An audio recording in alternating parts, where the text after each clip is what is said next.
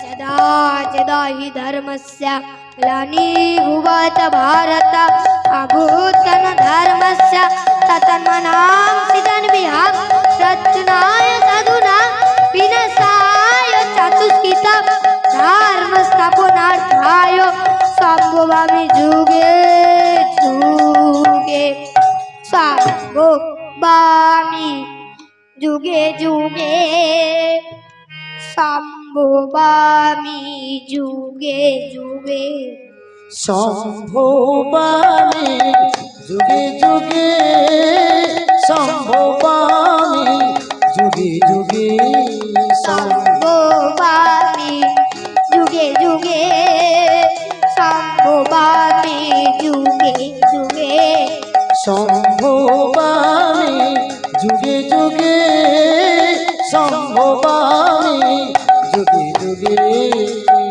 সত্যে নারায়ণ তেতাই শ্রীরাম দাপরেতে কৃষ্ণ তুমি নবঘন সে মামা নবঘন সে ওগো সত্যি নারায়ণ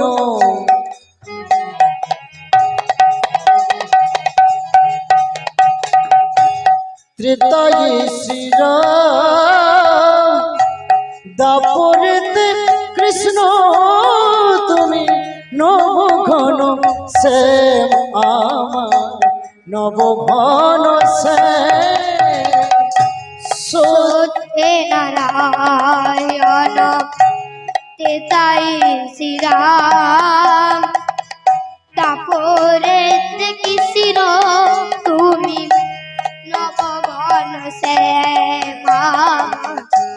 নবঘন সে সত্যি নারায়ণ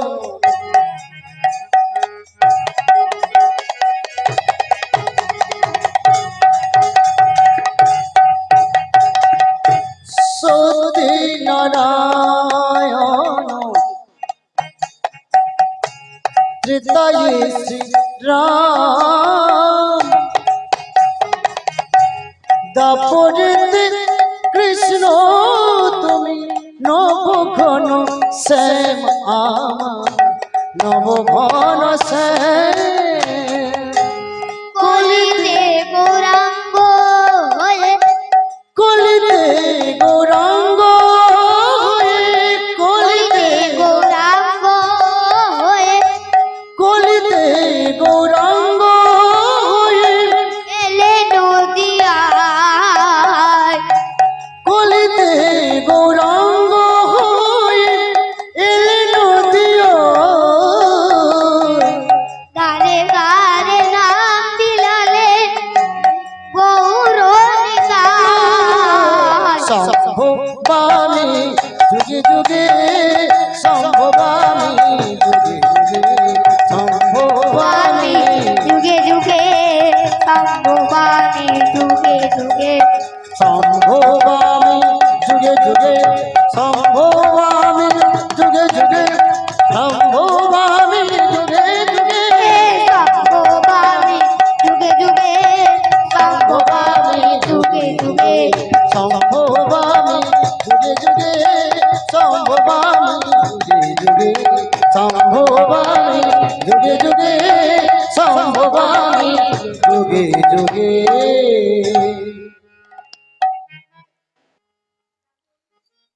তাই ধর্মের যখন কোনো গ্লানি হয় তখন ভগবানও আর থাকতে পারে না গো, তাই তিনি অবতার ছেড়ে অবতরী হলেন সাধুজনের পরিত্রাণের জন্য, ধর্মকে রক্ষা করার জন্য এবং দুষ্টজনের বিনাশের জন্য তিনি যুগে যুগে অবতরী হয়ে থাকেন।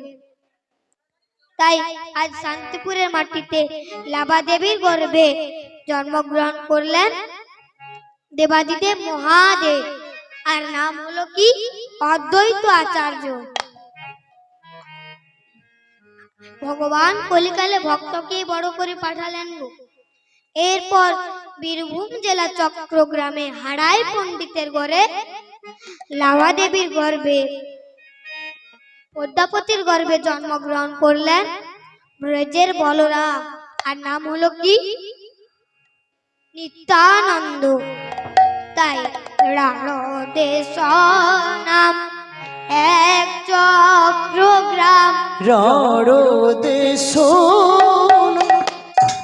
এক চক্রগ্রাম। রানদেশ নাম এক চক্রগ্রাম। রানদেশ এক চক্রগ্রাম। হারায় পণ্ডিতে শুভ মাঘ মাসে শুক্লা ত্রয়োদশে জনমিলা কলা। রানদেশ এক চক্রগ্রাম। হারায় পণ্ডিতে শুভ মাঘ মাসে শুক্ল ত্রয়োদশে জনমিলা হলো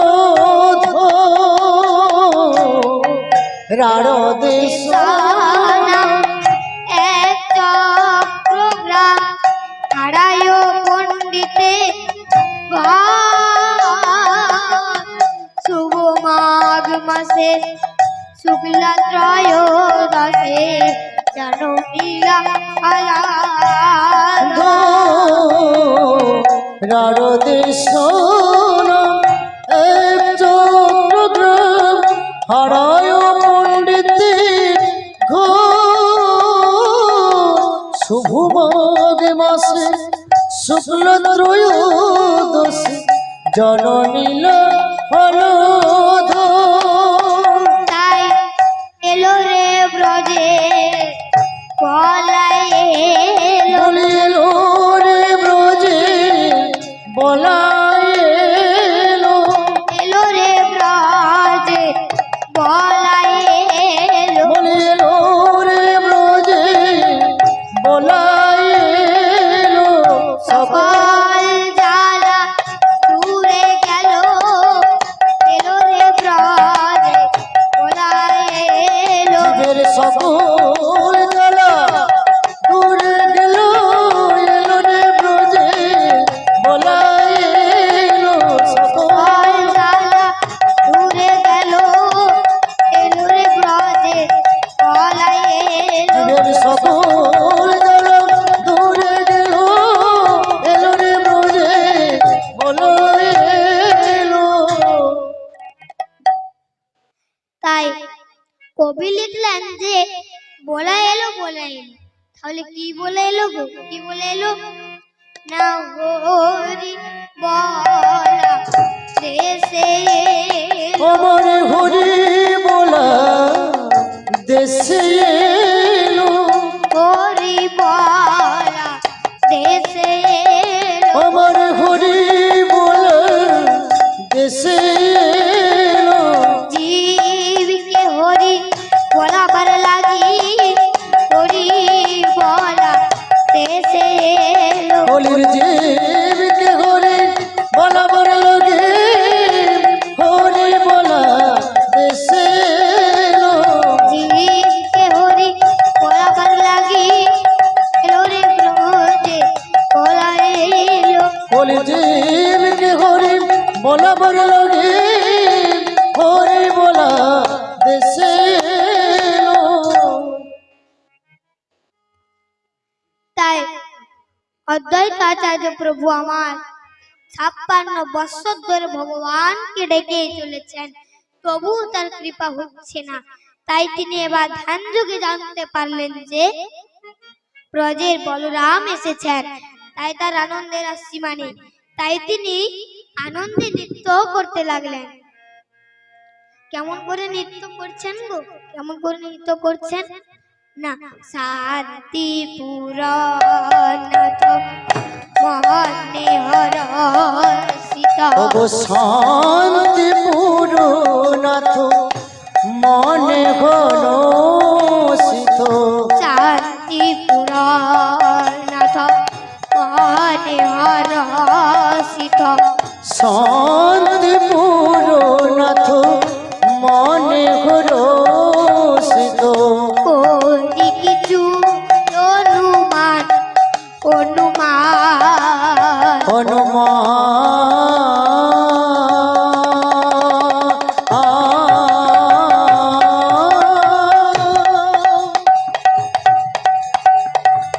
করি কিছু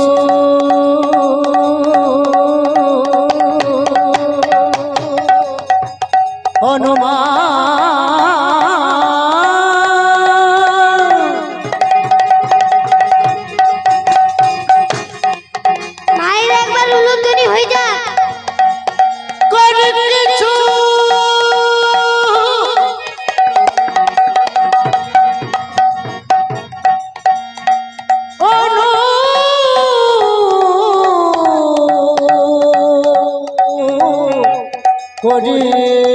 কিছু করি কিছু জন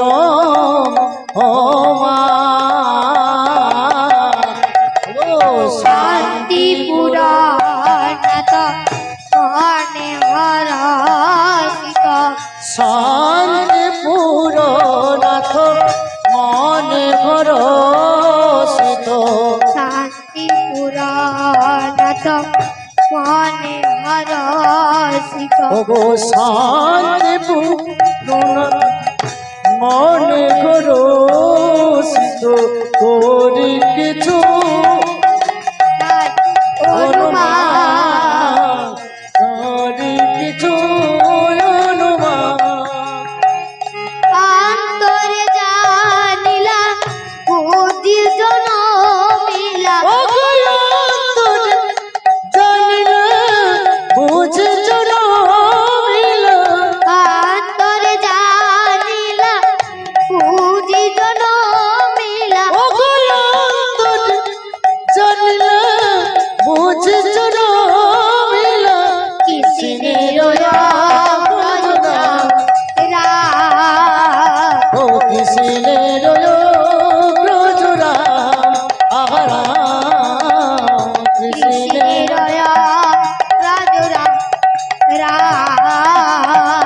কৃষ্ণের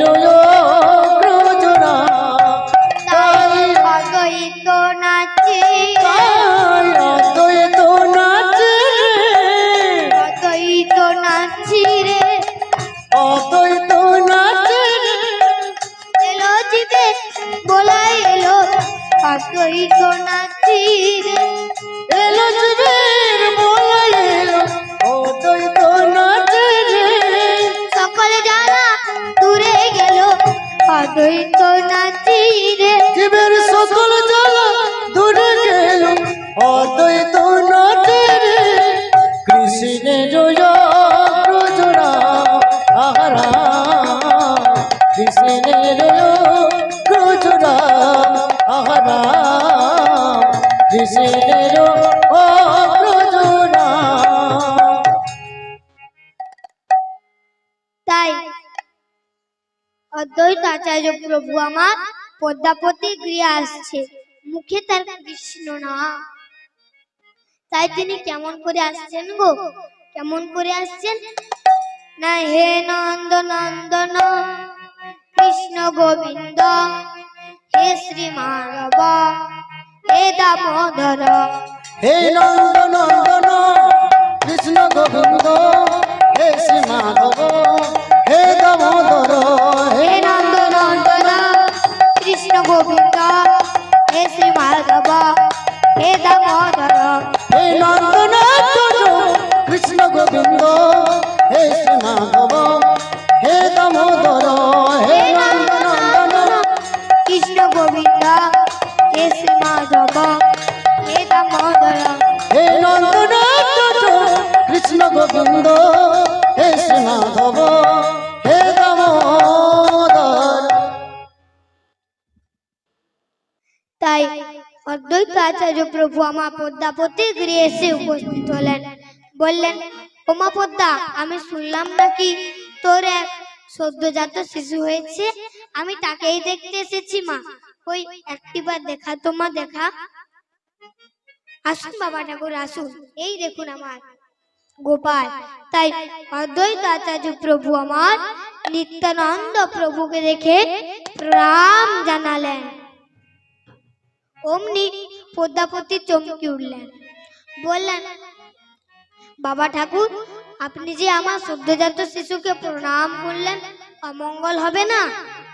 তখন অদ্বৈত আচার্য প্রভু আমার বলছে, না মা না, আমি তোর সদ্যজাত শিশুকে প্রণাম করতে যাব কেন? তোর ঘরে ওই যে মা ষষ্ঠী রয়েছে না, আমি তাকেই প্রণাম করেছি। তাই যখন অদ্বৈত আচার্য প্রভু আমার প্রণাম করছিলেন নিত্যানন্দ প্রভুকে, তখন নিত্যানন্দ প্রভু আমার তার রাঙা রাঙা চরণ দুটি নাচিয়ে দিয়ে অদ্বৈতকে জানিয়ে দিল যে, অদ্বৈত, আমি চলে এসেছি, প্রভুর আসতে আর দেরি নেই। তাই অদ্বৈত আবার শান্তিপুরে ফিরে আসে, মুখে তার কৃষ্ণ নাম। কেমন করে? তুমি নারায়ণ, তুমি রাম, তুমি বিষ্ণু, তুমি কৃষ্ণ। তুমি নারায়ণ, তুমি রাম, তুমি বিষ্ণু, তুমি কৃষ্ণ। তুমি নারায়ণ, তুমি রাম, তুমি বিষ্ণু, তুমি কৃষ্ণ। তুমি নারায়ণ, তুমি রাম, তুমি বিষ্ণু, তুমি কৃষ্ণ। কবে কলিতে গৌরাঙ্গ হয়ে নদী আয় দেবে চরণ, কবে কলিতে গৌরাঙ্গ হয়ে নদী আয় দেবে চরণ। কবে কলিতে গৌরাঙ্গ হয়ে নদী আয় দেবে চরণ। কবে কলিতে গৌরাঙ্গ হয়ে নদী আয় দেবে চরণ। নারায়ণ, তুমি রাম, তুমি বিষ্ণু, তুমি কৃষ্ণ। তুমি নারায়ণ, তুমি রাম, তুমি বিষ্ণু, তুমি কৃষ্ণ। তুমি নারায়ণ, তুমি রাম, তুমি বিষ্ণু, তুমি কৃষ্ণ। তুমি নারায়ণ, তুমি রাম, তুমি বিষ্ণু, তুমি কৃষ্ণ।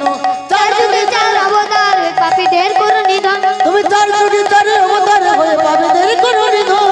চার যুগে চার অবতার হয়ে পাপীদের করো নিধন। তুমি চার যুগে চারে অবতার হয়ে পাপীদের করো নিধন। তুমি নারায়ণ, তুমি রাম, তুমি বিষ্ণু, তুমি কৃষ্ণ। তুমি নারায়ণ, তুমি রাম, তুমি বিষ্ণু, তুমি কৃষ্ণ। তুমি নারায়ণ, তুমি রাম, তুমি বিষ্ণু, তুমি কৃষ্ণ। তুমি নারায়ণ, তুমি রাম, তুমি বিষ্ণু, তুমি কৃষ্ণ। তাই অদ্বৈত আচার্য প্রভু আমার শান্তিপুরের গঙ্গার ঘাটে দাঁড়িয়ে অর্ধ হাঁটু জলে নেমে আবার কাঁদতে কাঁদতে ভগবানকে ডাকছি। কেমন করে? না, তুলসী জল মাত্রে ন জলস্য চুলকে নবা বৃক্ষে নিতেস্ব আত্মানা ভকত ভকত বৈশ্যল।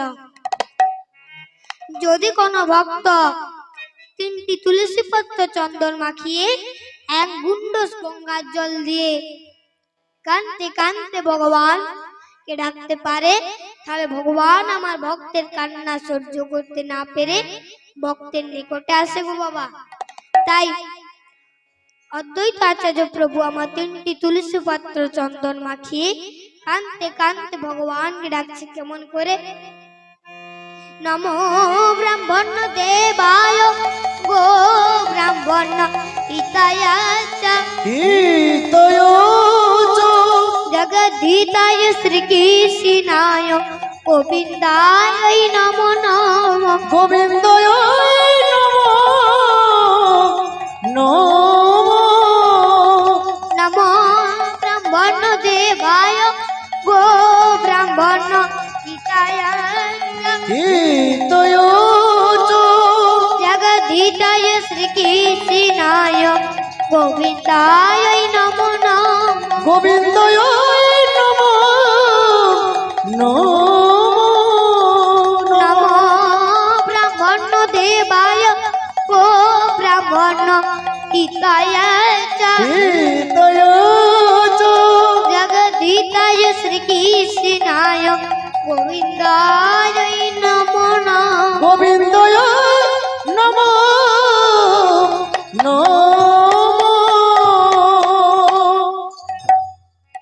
তারপর যেই না অদ্বৈত আচার্য প্রভু আমার 3টি তুলসী পত্র ভাসিয়ে দিয়েছি, অমনি তুলসী পত্রগুলি আজ কেমন ভাবে যাচ্ছে গো। না, দেখবেন মায়েরা বাবারা, আমরা কিছু যদি গঙ্গা স্রোতে ভাসিয়ে দিই, সেগুলো নিশ্চয় উপর দিকে যায় না, নিচ দিকে চলে যায়। তাই আজ অদ্বৈত আচার্য প্রভু তুলসী পত্রগুলি আজ কেমন ভাবে যাচ্ছে না, উজানে চলেছে, ওগো উজানে চলেছে, উজানে চলেছে, ওগো উজানে চলেছে, নিম্ন ভাগে না গিয়ে আজ উজানে চলেছে, ওগো নিম্ন ভাগে না গিয়ে উজানে চলেছে, নিম্ন ভাগে না গিয়ে আজ উজানে চলেছে। ওগো নিম্ন ভাগে না গিয়ে উজানে চলেছে। তাই তুলসী পত্রগুলি ভাসতে ভাসতে গিয়ে ওই গোলকে কি পৌঁছালো, অমনি আসন টলমল করে উঠল। লক্ষ্মী বললেন, এভাবে আসন টলমল করে উঠলো কেন? তখন গোলক বিহারী নারায়ণ বলল, লক্ষ্মী, এসব তুমি বুঝবে না, এ হলো অদ্বৈত ঠাকুরের ডাক। এবার আমার ধরাধামে যেতে হবে, ধরায় বৃদ্ধ সৃষ্টি হয়েছে। লক্ষ্মী, কেবলমাত্র তোমারই জন্য যেদিন শত বৎসর গোবিন্দ হারা হয়ে অসহ্য যাতনা হয়েছিল, সেই কালে করেছিলাম আমি পর, আর নবদ্বীপকে করব গিয়ে গুপ্ত বৃন্দাবন। হরি বল। পিতা নন্দ হবে মিশ্র পুরনন্দন, মা যশোদা হবে শচী কোলে বর, তুমি রানী হবে গদাধর। এবার আমার অবতার ছেড়ে অবতরী হতে হবে।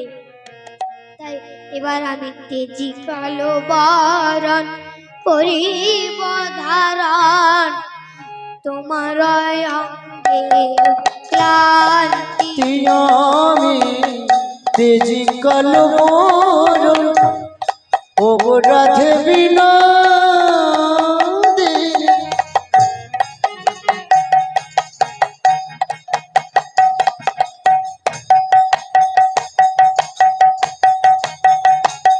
এই কালো বরণ আর রাখব না, পিতা গো হরির বল।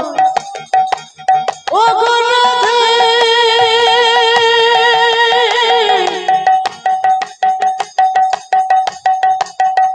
আমি এবারে নদে গিয়ে গৌর তেজি কালো বরণ করিব ধারণ, তোমার অঙ্গের ক্লান্তি আমি তেজি কালো বরণ করিব ধারণ, তোমার অঙ্গের কান্তি তব নাম লয়ে কাঁদিয়ে কাঁদিয়ে ওগো রাধে গো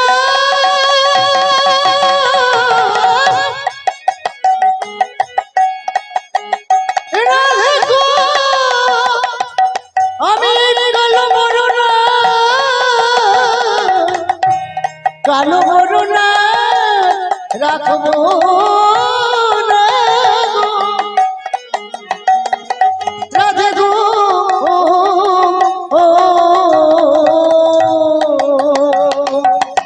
তবু না কাঁদিয়ে কাঁদিয়ে ওগো তবু নাম লয়ে কাঁদে কাঁদে অশ্রু জলে হব শান্তি, অশ্রু জলে হব শান্তি। ওগো তবু নাম লয়ে কাঁদে কাঁদে অশ্রু জলে হব শান্তি, অশ্রু জলে হব শান্তি। তাই আমি কাঁদবো রাধে রাধে বলে, আমি কাঁদবো রাধে রাধে বলে, কাঁদবো রাধে রাধে বলে, আমি কাঁদবো রাধে রাধে বলে, নয়ন জলে বুক ভাসিয়ে কাঁদবো রাধে রাধে বলে, ওগো নয়ন জলে বুক ভাসে কাঁদবো রাধে রাধে বলে, নয়ন বুক ভাসিয়ে কাঁদবো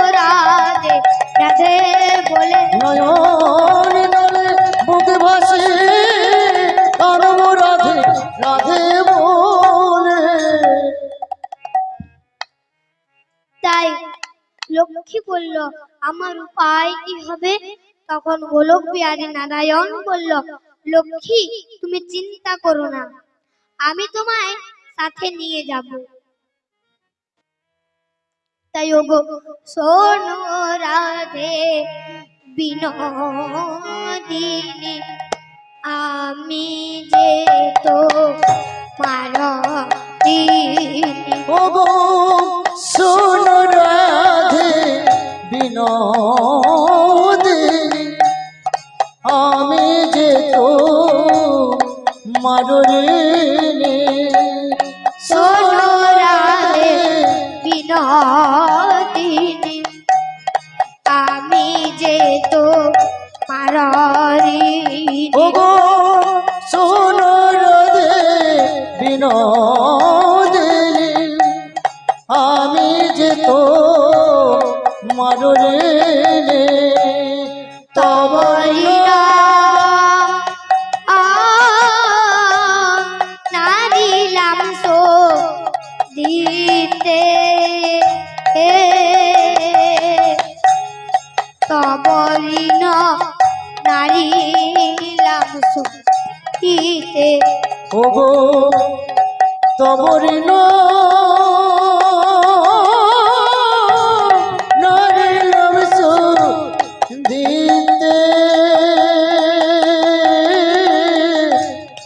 তবরিন নারিলাম সো দিতে। আমি মনে মনে করি কতবার তবরিন সুদিবার, আমি মনে করি কতবার তবরিন সুদিবার। মনে করি কতবার তবরিন সুদিবার। আমি মনে করি কতবার তবরিন সুদিবার। পুণ্য আমায় হবে জনমিতে, ওগো পুণ্য আমায় হবে জনমিতে। তাই আমি কাঁদ রাধে রাধে বলে, আমি কাঁদব রাধে রাধে বলে, কাঁদব রাধে রাধে বলে, আমি কাঁদব রাধে রাধে বলে। নয়ন জলে বুক ভাসিয়ে কাঁদব রাধে রাধে বলে, ওগো নয়ন জলে মুখে ভাসি কাঁদব রাধে রাধে বলে। নয়ন জলে বুক ভাসিয়ে কাঁদব রাধে রাধে বলে। ওগো নয়ন জলে মুখে ভাসি কাঁদব রাধে রাধে বলে। তখন গোলক বিহারী নারায়ণ বলল, শোনো লক্ষ্মী, আমার আদ্যক্ষ নেব গো, আর তোমার আদ্যক্ষ নেব রা। এই দুই মিলে হব গোরা, আর গোরাই হব তোমার পাড়া। তাই অদ্বৈত আচার্য প্রভু আমার শান্তিপুরে গঙ্গার ঘাটে দাঁড়িয়ে আছে, আর একটি তুলসী পত্র ভাসতে ভাসতে আসছে। তারপর অদ্বৈত আচার্য প্রভু আমার জানতে পারলো যে প্রভুর আসতে আর দেরি নেই। আরো একটি তুলসী পত্র ভাসতে ভাসতে আসছে, কোথায় না যেখানে সচিমা আমার গঙ্গার ঘাটে স্নান করছিলেন। আর তুলসী পত্রটি মাকে দেখে মাকে মধ্যে রেখে ঘুরতে আরম্ভ করলো। যেমন বাচ্চারা বলে না, মা আমায় কোলে নাও, কোলে নিয়ে ঘোরাও, তেমনি তুলসী পত্রটি মাকে বলছে, মা আমায় কোলে নাও। তাই মাকে মধ্যে রেখে ঘুরছে, মাকে মধ্যে রেখে ঘুরছে, মধ্যে রেখে ঘুরছে, মাকে মধ্যে রেখে ঘুরছে। আমায় কোলে নাও বলে মধ্যে রেখে ঘুরছে। মাগো আমায় কোলে নাও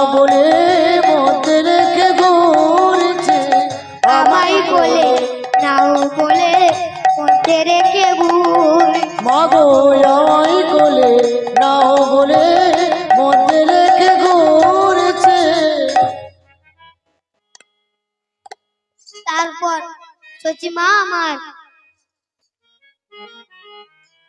তুলসী পত্রটি দেখে মনে মনে ভাবলেন নিশ্চয়ই এ কোনো ভক্তের দান, তাই গঙ্গার বাড়ি সহ সেবন করল। তাই তুলসী রূপে সচি গর্ভ সিন্ধু মাঝে উদয় যে হলো গো।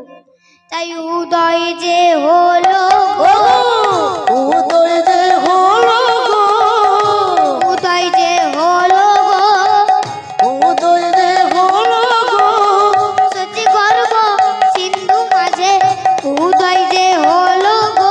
ও গো সচি গর্ভ সিন্ধু মাঝে উদয় যে হলো গো, সচি গর্ভ সিন্ধু মাঝে উদয় যে হলো গো। ও গো সচি গর্ভ সিন্ধু মাঝে উদয় যে হলো গো। তাই 1406 শেষে মাঘ মাসে জগন্নাথ সচির দেহে কৃষ্ণের প্রকাশে, কৃষ্ণের প্রকাশে